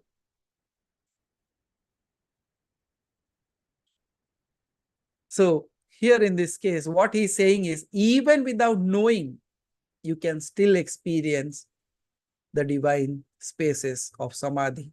वो कौन कह रहे? व्यास ऋषि कह रहे हैं कि आपके बिना जाने भी आप ऐसे स्थिति को प्राप्त कर लेते हो, कर सकते हो. Now we are creating small little devices to take us there. That's what he says. And don't worry, अगर आपको लगता है कि आपके इंद्रियों में आप लिप्त हो और आप उसको प्राप्त नहीं कर सकते, व्यास कहते हैं कि तुम्हारे बिना जाने भी ये सब हो सकता है, और जब इसको जानने लगो तो होगा ही होगा. You need not worry that you are in the world. Still you will experience those moments of ecstasy, those moments of sadhana, those moments of samadhi. Is it not solacing? कि चलो कम से कम कहा गया है कि हमारे पास भी ऑप्शन है. And that's why we are awesome, as just Kushal has wrote on his t-shirt. Right? So he also said that, however, in yogic terms, true samadhi occurs. अगर आपको चाहिए कि I should have a prolonged experience of samadhi, it occurs at the last 2 higher states of mind. मन के 2 उच्चतम स्तर पे समाधि को प्राप्त किया जा सकता है, जिसे कहते हैं कि एकाग्रता और निरुद्ध. Means one pointed focus and fully concentrated mind. जहां पे मन ऐसी स्थिति को प्राप्त कर देता है जहां पे there is no thoughts and absolutely focused at one point. Thoughtless state, yet focused. That is a state where you can achieve samadhi through the yogic processes. In our daily lives, there are moments of intense concentration where we become completely absorbed in a task, temporarily losing awareness of our surroundings.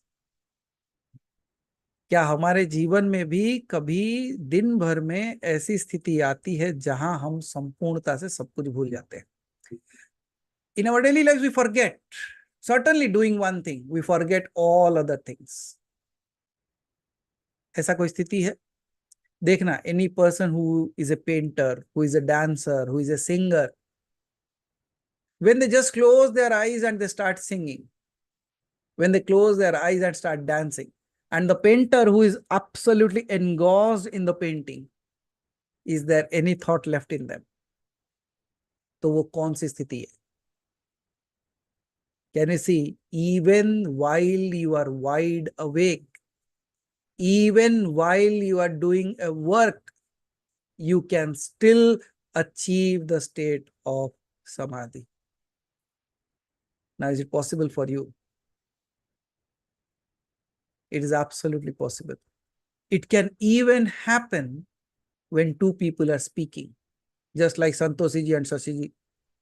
When you are both speaking to each other, also when you are deeply so connected, where you just sit after speaking, you just sit in front of each other and you close your eyes, and even without speaking, the conversation happens. And that conversation is not related to any question. It is like a connectedness. As Dhavalji said, it's being in the zone. ऐसी स्थिति जहां पे although you are sitting as two different entities, at a point you will join as one being. That is also a state of samadhi. Samadhi किसी के बात सुनते हुए हो सकता है, गाना सुनते हुए हो सकता है, even while you are just listening to a song and you lost everything. Is it possible or not? It will be. You didn't know what happened to you and you are just listening to the song and you're just sitting, not doing anything, blanked out. That is also. And there is one particular space where people think that they have lost it. I have come across certain, I can say, complaints where people say, कभी कभी आप जब बोलते हो ना वो सब ऊपर चला जाता है, मुझे कुछ समझ में ही नहीं आया. आप, I don't know what happened. I just blanked out in that space. I could not understand anything. It came as a question also. It came as a complaint also. वो क्या होता है? What happened to me in that space? I said, what would have happened? Where you are there, wide awake, yet your mind has been focused to one particular point in such a way that nothing exists in front of you, not even the person sitting and speaking, not even the one who is sitting and listening. Tell me in which state you are. If you now know the definition of samadhi, tell me which state have you reached in that space where even you are not having any glimpses, not having any experiences. You heard the voice for some time and after that the voice is going on, but there is no sound that you can hear. You are just absolutely zero state. उसे क्या कहते हो? शून्यता को प्राप्त कर लेना. शून्यता को प्राप्त कर लेने का मतलब क्या है? Again, in that brief moment, you reached to that space of samadhi. Now, let me ask you a very tough question. Is it okay? How many of you have experienced this? For a brief moment, you thought like, बोल क्या रहे हैं? And very famously, people say, you start the meditation, I hear that, and after that, I slept off. And at the end, when you said, okay, now you can open your eyes, and I woke up. Where was I in the between? I could not hear your voice. Where was I? Now you tell me, where were you? And then some people say, I was hearing your voice all through, but I was not making any meaning for me. Where were you? I was doing the mala. Hand is rolling the mala. The mouth is uttering the mantra, but I am no more there. Which state are you talking of? Today, I didn't do anything. I was just sitting and the tears started rolling. What state are you talking about? I said, I just sat there and just listened to one word of a song. I lost myself in that space. Which state are you talking about? You went to the temple, you just looked at the deity, and the deity disappeared and you also disappeared. Only the connectedness was remaining. What state is that? When I say disappeared, don't worry. For other people, the deity is still there. But for you, there is no distance between you and that. That's where the deity disappeared. Why? There were two, the seer and the seen. But when the seer and the seen become one, the distance has been delayed, dissolved. What is left? And that very moment, you just sit and what am I doing? ये कब होगा? जब आप वापस आओगे। जब वापस आओगे और ये द्वंद्व शुरू हो गया, अरे ये मेरा भ्रम है क्या, समझ लेना कौन आया है? नारद मुनि के। वो कहते हैं कि ये भ्रम नहीं है, तू इस स्थिति को प्राप्त करे, इसलिए मैं ये द्वंद्व क्रिएट कर रहा हूं। I am creating that internal query, internal fight, so that again you will go back to the state, because in that state you find your true happiness, you find your true self. Now just think of, by going through all these internal fights, you finally achieve to a state where you can just sit. That's what I said. There is nothing more to that. I said you just sit.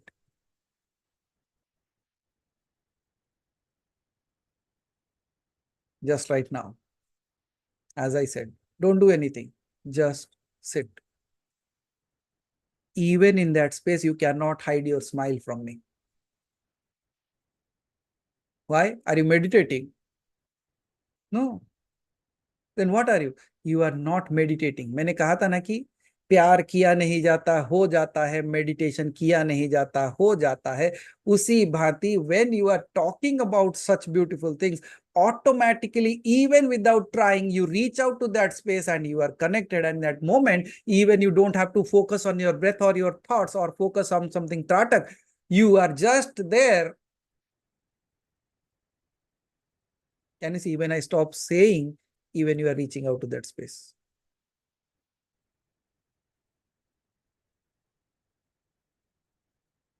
What's happening to you in my silence?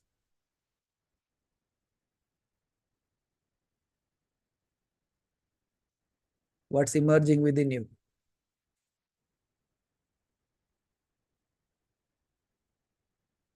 We are all awake, right? कोई तो सोया तो नहीं है ना? Nobody is sleeping. You are listening to me. Every word of mine is hitting you. But now, when I'm stopping to even speak, what's appearing within you? Just experience it for a moment. Now,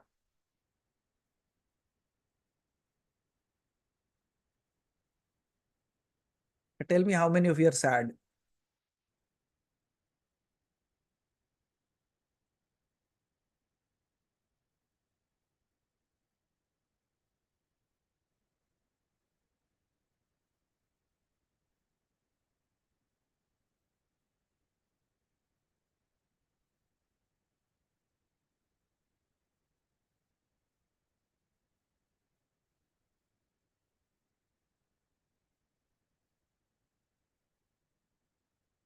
Welcome back. Wide awake.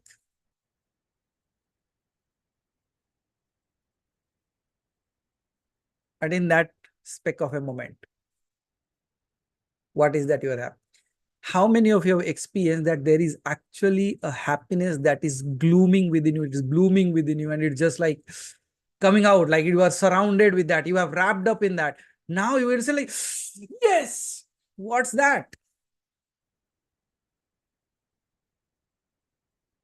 और कहते हैं कि समाधि को प्राप्त करना बड़ा मुश्किल काम है। मैं तो पापी हूं, दीन हूं, हीन हूं, मुझसे क्या समाधि लगेगी? वो दीनहीन लोगों को जाने दो, अपने आप को परमात्मा के साथ जोड़ लो। You will experience it right away, this very moment. No delays. Delay आप करते हो. The only delay is from your side. If you cut it down right now and you just open your arms and say, okay, now I'm here with you. That's enough. A gush of wind from nowhere will hit you. So let me tell you this, whenever in your life, from this day on, anytime, ever, you think you are alone, anytime you feel you don't have power, that very moment, just raise your hands. And just you say, I surrender. Here I am. I am with you now and here. That very moment, you will experience something. It's like nothing more than an assurance that don't worry. I feel that's Samadhi. If not in completeness, at least you have started the process. What is more important? The more important is begin the journey and walk it through the end. मार्ग पे चलना और उसके अंत तक पहुंच जाना. And you see, we are all listening, and there is a little master sitting out there listening to it. I can only see his red t-shirt, that to half of it.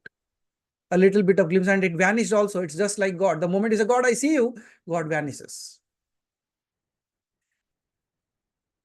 So now let's talk about, as we are understanding all this, as the dancer advances to a Savichara Samadhi, they begin to communicate with the art, understanding every nuance of their movements and staying conscious of their performance. मतलब जैसे एक नृत्यकार अपने नृत्य में खो जाता है, एक कलाकार अपने कला में खो जाता है, उसी तरीके से आप अपने भक्ति में खो जाना, आप अपनी पूजा में खो जाना, आप अपने ध्यान में खो जाना, आप अपने मंत्र में खो जाना, वही एक समाधि की स्थिति बन जाती है. Now for some people, this might start happening this. You will experience that, why these tears from my eyes now? That's also a state of being connected so closely to it that it starts saying, wow. क्या कहते हो? खुशी के आंसू. Now Kushal is doing that, so हम उसे कह सकते हैं कुशाल के आंसू. So whichever way it is. So now our daily task often involves thinking, decision making, and imagination. By clearing our minds through yoga, meditation, sadhana, we can remove unnecessary pressure and pave the way for attaining, maintaining higher state of samadhi for longer periods of time. कैसे longer period of time समाधि में जा सकते हो? बिल्कुल 2 line में बता दिया हमने कि हम अपने अंदर जो प्रेशर क्रिएट करते हैं, the pressure that we create all within ourselves, if we stop doing that, कैसे होगा? बहुत काम है. How can I do this? How can I do this? No, in running, I have understood this in a very simple way. The day you are in a hurry, you will find one thing, that even the socks that you are wearing does not fit you well. वही socks रोज पहनते हो, लेकिन आज पहनने के time पे वो भी सेट नहीं हो रहा. You are in a hurry and the hair that absolutely falls perfectly fine does not get set. The same t-shirt that you have got it last night and fixed it that I'm going to wear it, suddenly does not fit you. Now, can you see what are these indications? These indications are very simple. The indications are that when you are in a hurry, even the simplest of the things become complicated. And when you are silent, calm, and quiet, even the serious of the things finds a path. So when you are rushing, just hold on for a moment and say, okay, what's going to happen? And if you can hold yourself in that moment, that would be the first stepping stone towards holding back your thoughts. This chaos that is not there outside is all within me. जब chaos होता है ना आपके अंदर, एक क्षण के लिए रुक जाना and watch it, that what is happening in this chaos to me? Am I doing good to me or something else is happening to me? That very moment, stop for a moment. And in that moment, create a question within you. कौन सा question? Internal द्वंद. अभी वहां नहीं पहुंचा तो क्या होगा? जल्दी जाना है. But in that, hold on for a moment. Just if you can stop for a second, no, you will see everything will go back to the normalcy. अपने आप को एक क्षण के लिए रोक लेना. That's your sadhana. When you are too worried, hold on for a moment.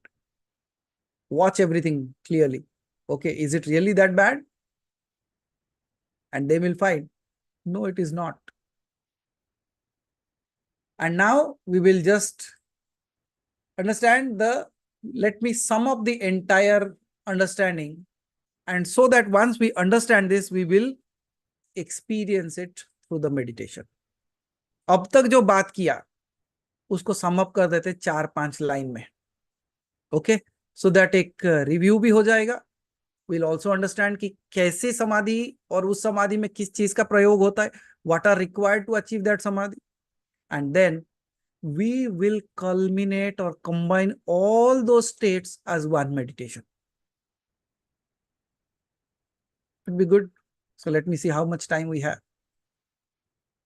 So the esoterical meaning of Savitarka Samadhi, the first Samadhi that we talk about, the Savitarka Samadhi, represents the purification of the mind through concentration on the material world.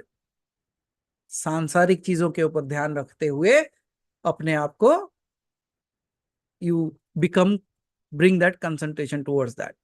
It signifies the beginning of the inward journey, where the practitioner learns to control and direct their thoughts towards a single point focus. Question is, what was the example of Savitarka Samadhi? किसकी कहानी कही गई थी सवितर्क समाधि के लिए? ध्रुव, right? You remember he wanted to sit in the lap of the father. वो बाहर की जगत का था, लेकिन उसकी यात्रा अंतर की तरफ बढ़ गई. So taking one focus for the outer thing, but ultimately reaching to your inner self. वो हो गया Savitarka Samadhi, because there is a tark. I want to, why I'm not able to? Then the next comes the Savichara Samadhi. It signifies deeper understanding of subtler aspects of existence. It involves contemplation beyond the physical realm, delving into the essence of underlying principles of life and the cosmos. ये कहानी किसकी थी? What was the second story? Can anybody type? क्योंकि ये नाम थोड़ा याद रखना मुश्किल होगा. Savitarka. You remember now? Savitarka. What was he doing? His father gave him all the ideas of, you remember the bees collecting honey from different flowers, and yet the honey tastes as one. सब में वही है, लेकिन एक है, लेकिन सब में भिन्न भिन्न दिखाई देता है. So from the subtler aspects of the creation, you start your journey inward. That is called as the Savichara, means the right kind of thought. Then Sananda Samadhi represent the experience of divine joy and the realization of the inner self, blissful nature. अपने अंदर की blissful मतलब एक शांति का जो आभास करना. It is the state where the practitioner connects deeply with the inherent joy of existence. Just you being you. You are happy just because you are. Beyond the external stimuli. बाहर की कोई वस्तु की जरूरत नहीं है. आप अपने अंदर ही वो मस्ती, वो आनंद को एहसास में लाते हो. Whose story was that? Narad. And now, whenever you bring back Narad into your life, in your thoughts, what happens? Narayana appears. So you don't have an external stimuli. Narad also appeared within you. Narayana also appeared within you. And the happiness related to them also appears within you. So you don't need a external stimuli anymore. Then the final one was the Asmita Samadhi. It signifies the dissolution of the ego and the realization of the universal self. It is a profound state of unity where the practitioner merges with the cosmos, transcending all dualities and distinctions. It can be the story of Meera, it can be the story of Maitreyi. Both are having the same kind of experience. And now, as you have understood that all these things are to happen, and we have another 21 minutes to go. Please settle down. If you want to dim the lights, dim the lights. And sit very comfortably. And now I'm going to guide you through all these stages one by one as one meditative process.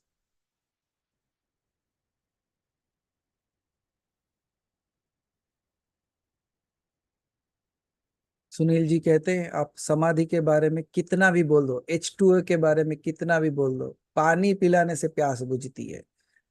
So as much you can talk about samadhi, that's a different story, but experiencing it is something that should be taken into consideration. So I said, okay, why not combine all that? Let's see where we go. At least we will hit to one range, and that would be good enough. Amazing. So find a comfortable place. If you are sitting on the floor, sit in the cross-legged state. If you are sitting on a chair, just make sure both your feet are touching the ground so that you are grounded in that space. Your hands can be kept in your lap. The beautiful way of doing that is left hand down, right hand above that, and both the thumbs touching each other. It would be very easy to sit in that space. So as simply as you can, just sit down and close your eyes gently. Don't pressurize, just gently close your eyes. If you are wearing glasses, you can remove them.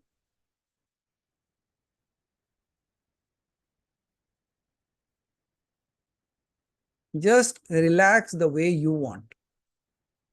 आपको जिस किसी तरीके से भी relaxation का एहसास होता है, you experience the relaxation.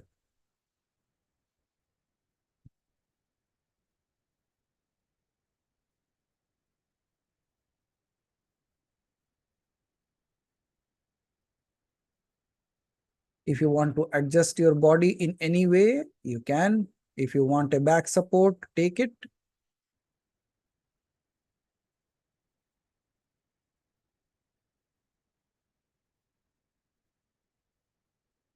And now take deep breaths. गहरी सांसें. Take deep breaths and allow that to relax your body. गहरी सांसें अंदर, जैसे कि slowly exhale.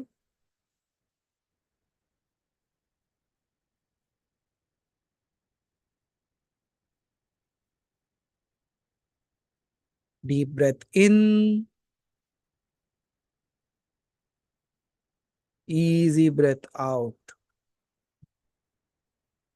Take your time. And with each passing breath, your body will become lighter, lighter, cleaner, and pure. Just do this for 1 minute.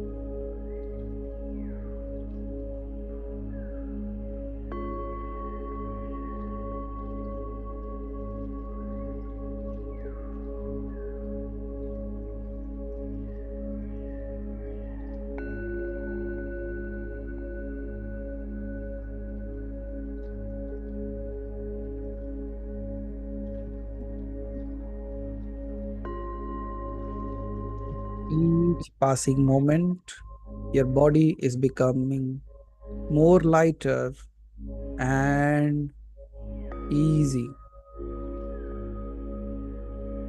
absolutely relaxed.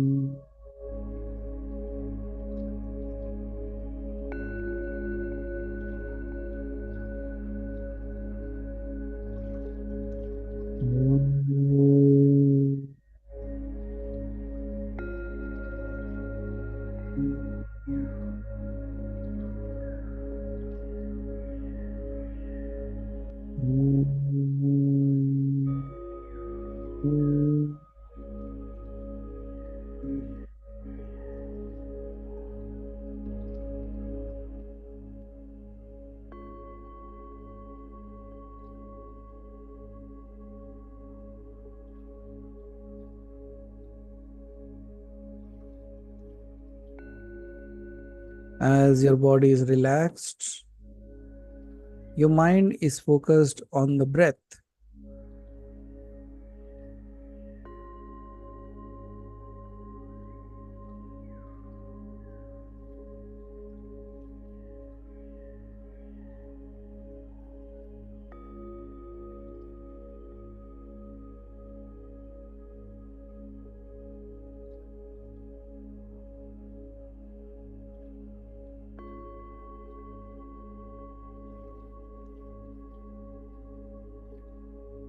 Now, are you relaxed? As you're relaxed and comfortable, let us take the first step.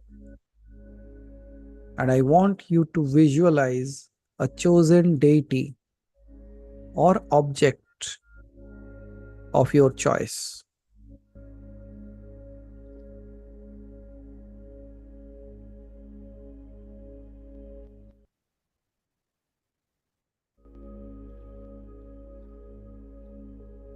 Choose your deity. It can be anyone, whether it is Shiva, Narayan, Ganesh, Hanuman, Ram, whoever it may be, Lakshmi, Kali, Durga, Saraswati, whichever. अगर मैं कल नहीं रहा तो क्या करोगी तुम? Whichever you are able to visualize, whichever divinity you want to visualize, just visualize their image.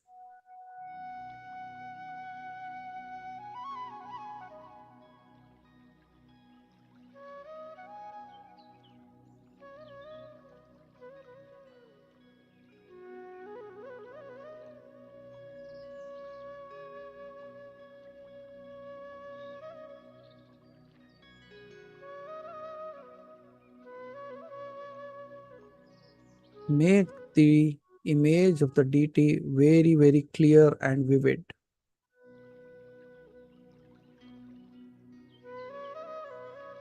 And focus on the deity, on every aspect of it.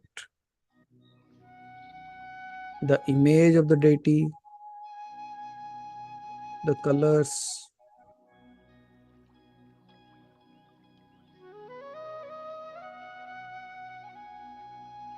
the shapes, and the texture.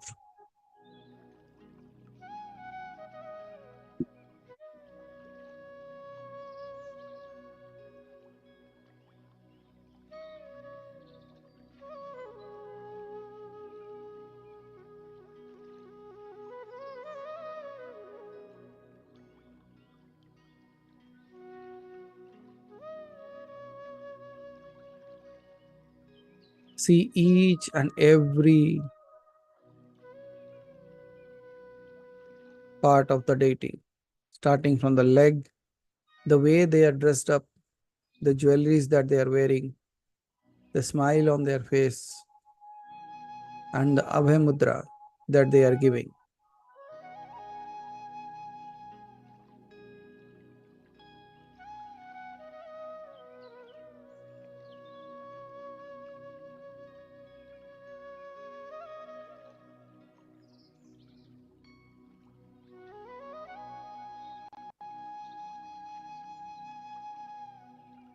If your mind wanders, gently bring it back to the image of the deity.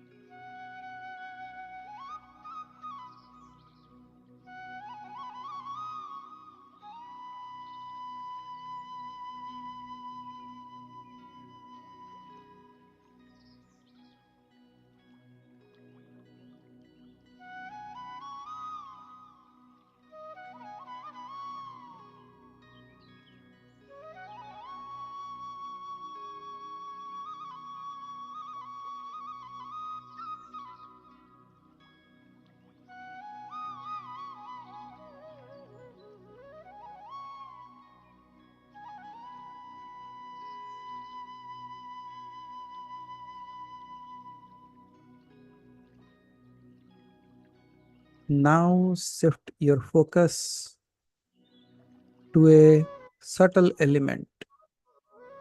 Now from the image of the deity, now you will focus on air or light. You can see some light in front of you, that's fine.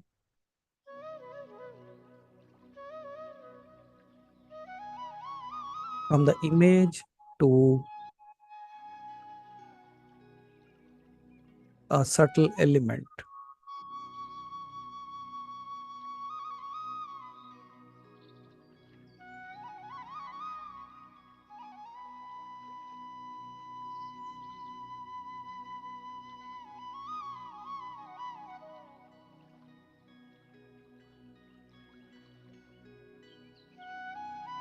Now while focusing on the light,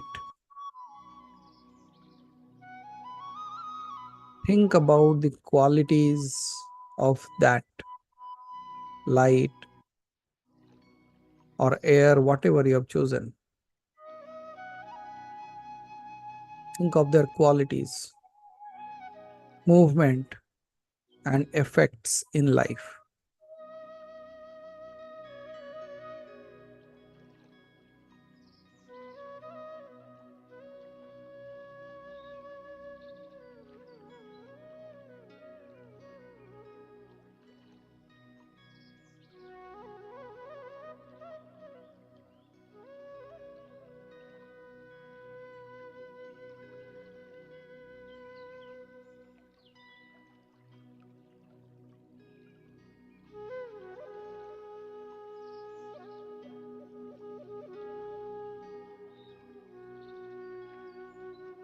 Experience the light on you or the breeze passing through you.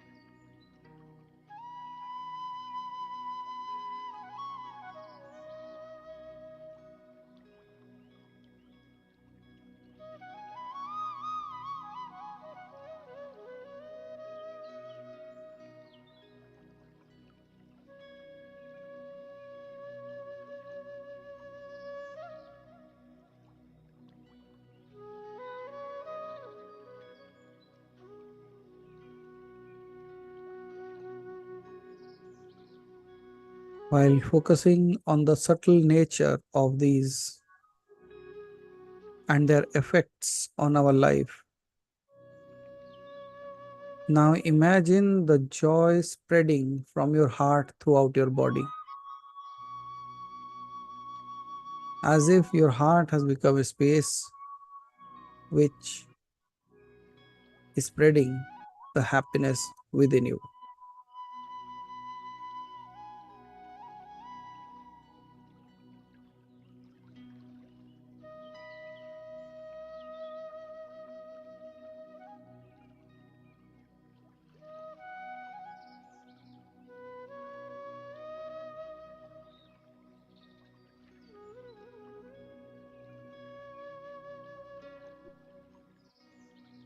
Allow that joy to spread in you and overflow.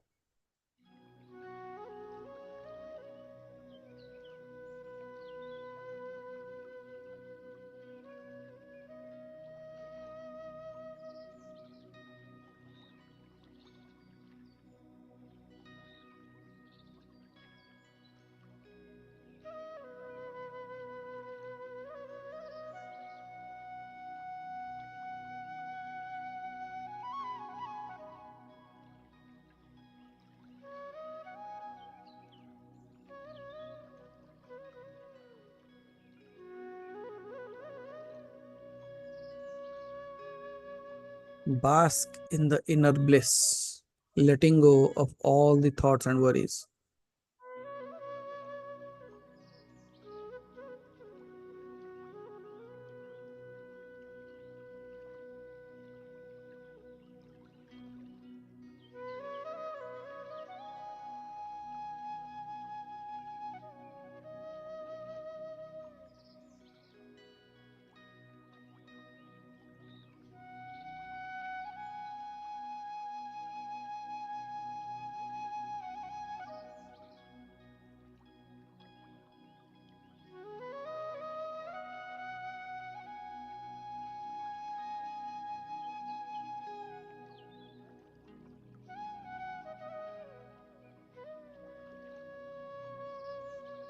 remain in that state of joy for some time.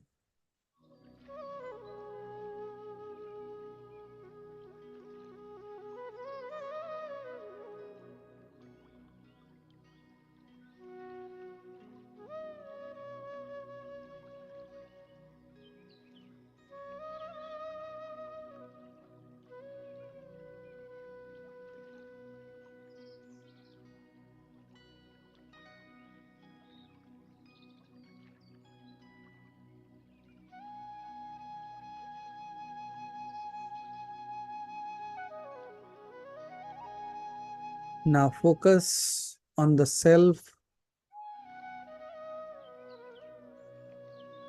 and slowly shift your awareness to the universal consciousness, where everything is connected.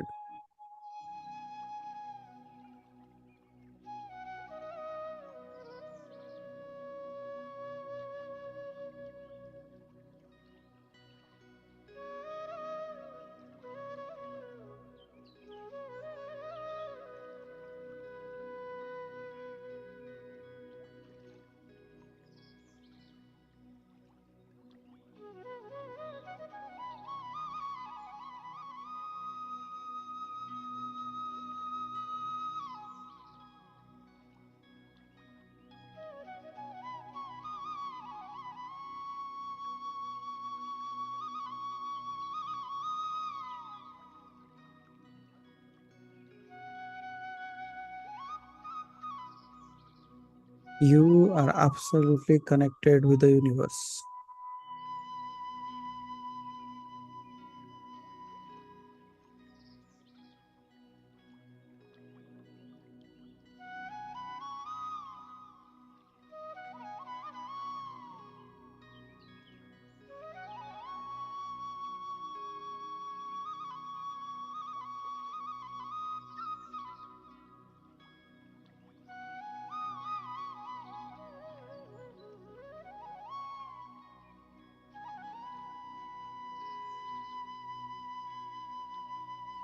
You are not only watching the universe, but you have become the universe.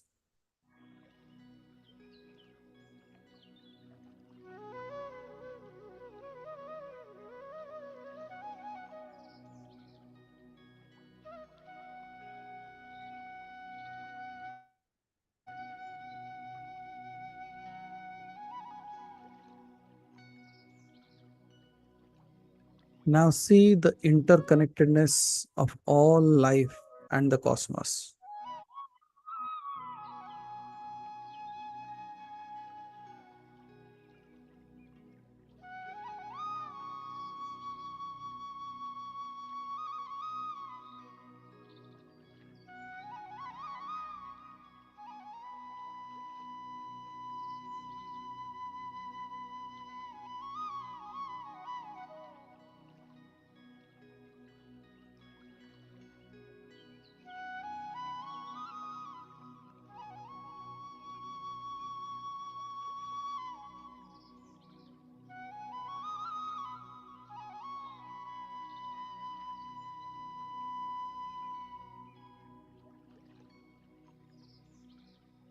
Imagine yourself,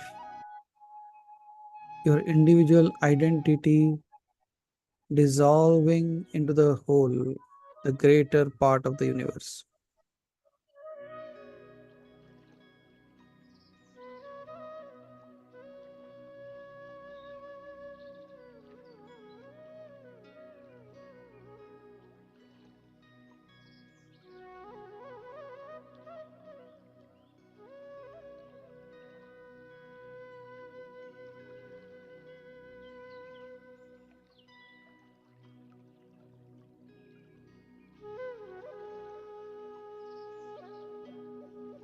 Experience the unity and oneness.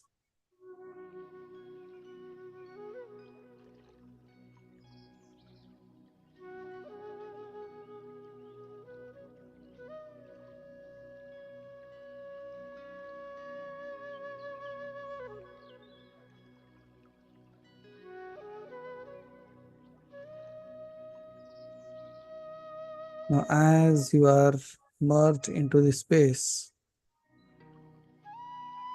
Take 2-3 minutes time, contemplate on those.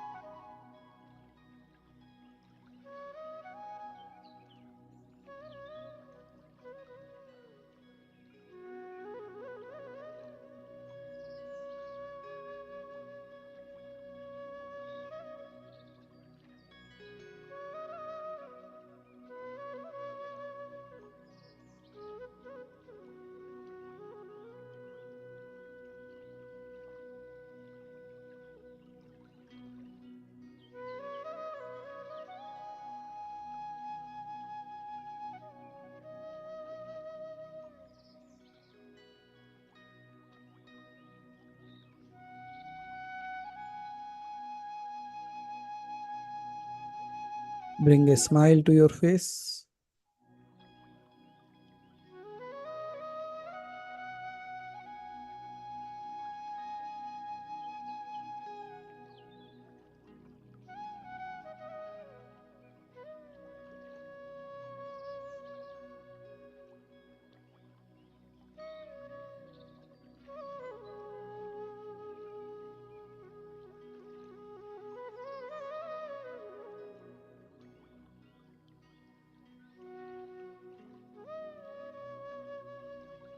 Slowly return back to your current state of awareness.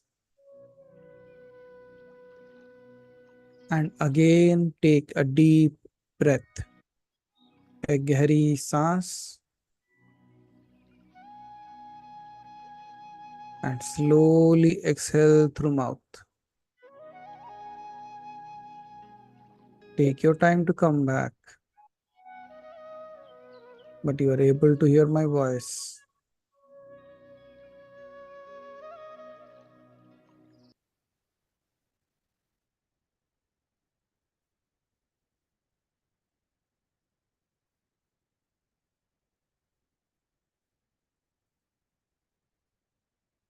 And now, one more deep breath. Exhale slowly.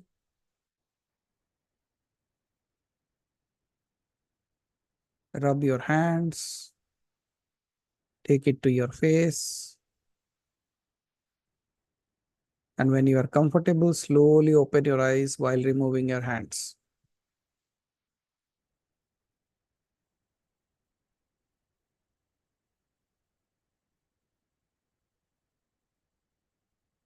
And now check the time.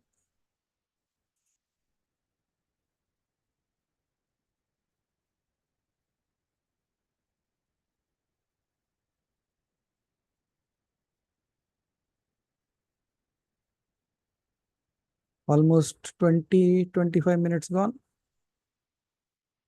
Where were you?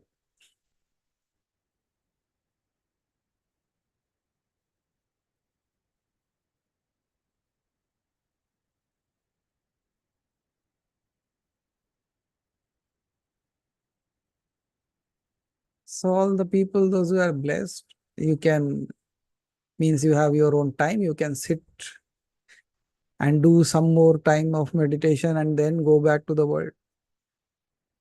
For some people, if it is already night, you can go back and have a good night's sleep. And for all the other people, let's run into the world to tell them who we are.